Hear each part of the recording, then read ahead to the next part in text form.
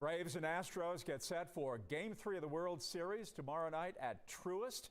For the Braves, it is a trip that has been 22 years in the making, but the Astros were last in the World Series 2 years ago. Matt Musil, longtime sports anchor from our station KHOU in Houston, joining us right now. Matt, what about the vibe in Houston? Is everybody into this World Series more than any other that you have seen? I don't know if more than any other, but they are into it big time. You know, we had our first World Series in 2005. You know, the Braves and Astros used to tangle a lot back in the National League playoff series. And the Braves got the better of the Astros. I think it was 3-2 all time in those series. But you guys were fortunate. You got your World Series championship back there in the 90s. We didn't even get to the World Series to 2005. And then I tell you, Jeff, young fans here are spoiled. 3 of the last 5 years, the Astros have been in the World Series, and coming off the pandemic, the fans here are totally jazzed. Extra jazzed because they've seen their beloved Astros booed and made fun of and criticized wherever they go during this season. So they are totally excited about this, especially coming off that win in Game 2. How about your guys down there? I know Braves fans are fanatics over that baseball team. Well, you certainly make a point about young people, and young people here believe that great baseball has been a birthright. I mean, for the last 30 years, the Braves have been winning greatly during the regular season, but October has been the cruelest of months with some of the great Braves teams of the 1990s, maybe the greatest starting pitching rotation in Major League Baseball history, yet only one world championship in 1995. And that 95 team probably was not the best Braves team of the 1990s. So there is a sort of a hope and a wish that this is going to be a little bit different, and certainly this team has surprised as they started out very slowly, had some very key injuries, including Ronald Acuna, but they certainly have been a team with a lot of momentum, a lot of energy, and a lot of effort here, and oftentimes, as you know and you have seen over the years in Major League Baseball, the NFL, and the NBA, teams that get on those rolls are the ones that win the championship. Yeah, no doubt about that. Now, speaking of those other sports and such, I've seen the national map of baseball fans, and 99% are Braves fans right now because of the cheating accusations and the scandal of the Astros in 2017. I see a little pocket around the Houston area. Otherwise, it's the Astros against the world right now. And I want to ask you about, the Braves fans really care about that? It was different. I was in an American League ballpark, an opposing ballpark this summer, and fans were booing players that weren't even in the minors in 2017. They were just booing Astros players. How about it? This is a National League park and a National League fan base. Do they care much about the what's happened in the past with these Astros?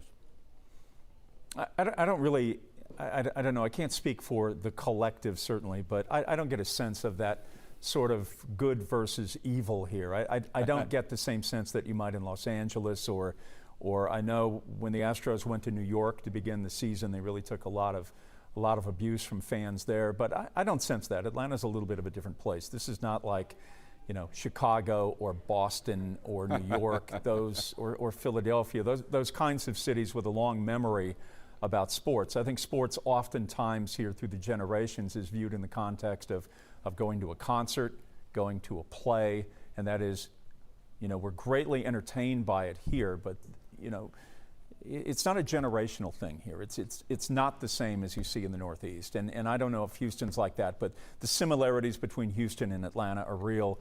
You know, 60 years ago, not very big cities, and now all of a sudden, you know, top 4 or 5 or 6 markets in the United States as far as Nielsen television goes. Hey, I want to ask you about, because I went to a lot of games at Atlanta Fulton County Stadium when I was down there working in Georgia in the late 70s, and then Turner Field, because the Astros and Braves are going back and forth these playoff series. How is this?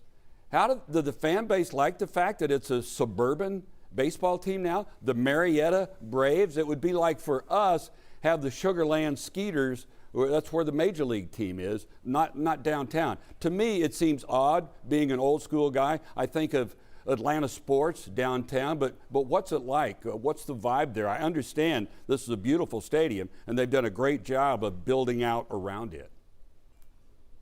It is. It's very different from what it was 30 years ago. There was a much different sort of energy, but Atlanta's a much bigger city than it was 30 years ago. You know, we certainly have changed. I think baseball has been marginalized in America. I think with young people, baseball doesn't hold the same sort of intensity or feeling that, you know, the NFL does, or even the NBA, which has certainly been embraced by so many young people.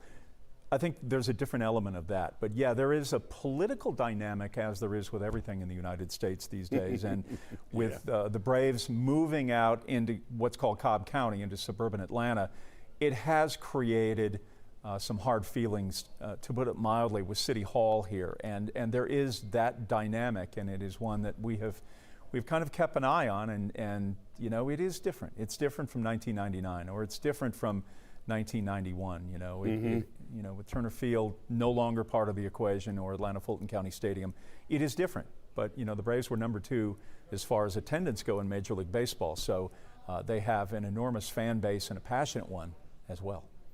Yeah, no longer on the Superstation, right? If I have that right. But that's where that whole huge fan base came from originally. I want to ask you about the popularity of these managers. Dusty Baker is one of the most popular guys in the country. He's a baseball legend. And Brian Snitker has become that, just calmly, quietly going about his job, and then, winning 4 straight division titles. I love this managerial matchup here. Yeah, it's great. And Dusty Baker here in Atlanta holds a very special place because, you know, he was drafted by the Braves in 1967. He spent a lot of years here, very, very close friend of Hank Aaron, and Mr. Aaron was his mentor and his shepherd for almost his entire life, you know, and was one of the, was at the funeral, and you know, one of the pallbearers at the funeral here in January for Mr. Aaron. And you know, Brian Snitker on the flip side is certainly of the ilk of Bobby Cox, who was his mentor. And Cox, a much beloved figure here now at the age of 80 and incapacitated largely by a stroke. And there is that sense of tradition and lineage, I think, with Brian Snitker that has had great meaning to the fan base here. And he has pulled all the right strings. He is an old school guy who has a great, wonderful way with young players. Yeah, I love it. I love that matchup. Okay, we talked about the veteran managers. We got rookies going here tomorrow night. I'm told we're about ready to wrap up here, but we got rookie against rookie here in the pitching matchup. Should be interesting to see what occurs. Matt, I know you have been in Houston a long time. You have been there, I think, longer than I've been in Atlanta. I got to Atlanta in 1984, so combined, you and I have a lot of years in the cities in which we have been reporting sports for all these decades. So we'll see what happens. No doubt about that. I've covered every Astros playoff game in history. I came here in 1980. Hey, Jeff, thanks so much for your time. This was fun. Let's get together again. You bet, Matt. Always good to talk to you. Take care.